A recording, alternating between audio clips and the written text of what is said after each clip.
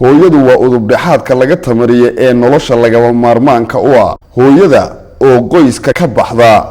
waxay ka mid tahay adax jabka koobaad ee qoyskaasi soo waajaha waa arrin naxdin iyo murugale waa arrin ay dareemi karaan ubadka qoyskaasi ka soo jeeda maalinta ay noloshaadu noqonayso mid gasho cidhiidhi waa maalinta gobolku uu ku dhaco ee qabriga ay gasho hooyadaadii macaaneyd ee ilaahay uu ka beeray waxaana noloshan aad gashay ay noqon kartaa mid kaliya aad dareento murugo iyo mugdi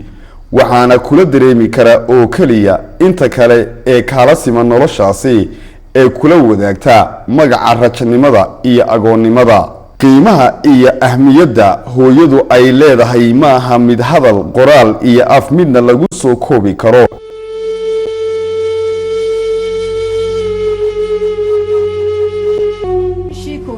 tobnaad ayay geeriyootay waxaa laygu yeedhay iyadoo kooma ku jirta gabadhana macruuf baanu hayna waan isgaranaynay gabadhii waan tegey halkii dhakhtarkii baan tegey Mustafa Juuri waan ugu tegey iyadoo kooma ku jirta 3 cisho 3 dhig markan koomadii ka soo baxdayna baroor bay qabsatay carruurteedii bay xusuusatay cidada kaga timid halkii bay ku geeriyootay waxaa doonaya in quraanka hooyaday u akhriyo markii halkii ku geeriyootay ayaan carruurtii aanu raadinay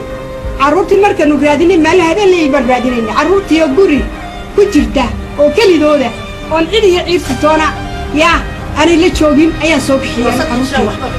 oo waxba cunin oo 3 cisho halkii cid ugu tagin laakiin jaarku malaha wax yar yar u keeneen cunto yar u keeneen ayaa halkaan ka soo bixiyay markii ka soo bixiyay ilaa maanta sidii bay la joogeen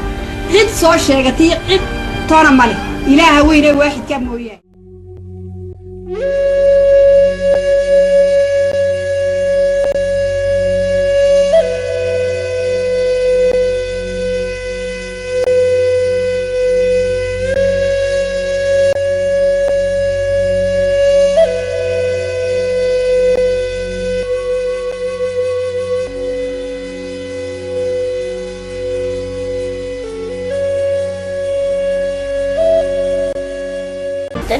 قلت لي تختاركي ثلاثة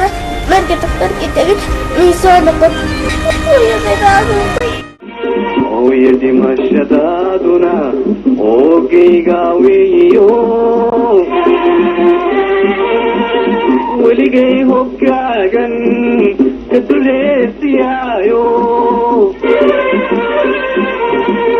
يجي يلافسن وبهينيايو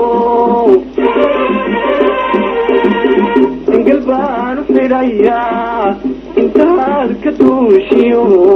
كدي غبر دقاقي اسكاي بكون نولو آخرو هالكيرون اسكاي بكون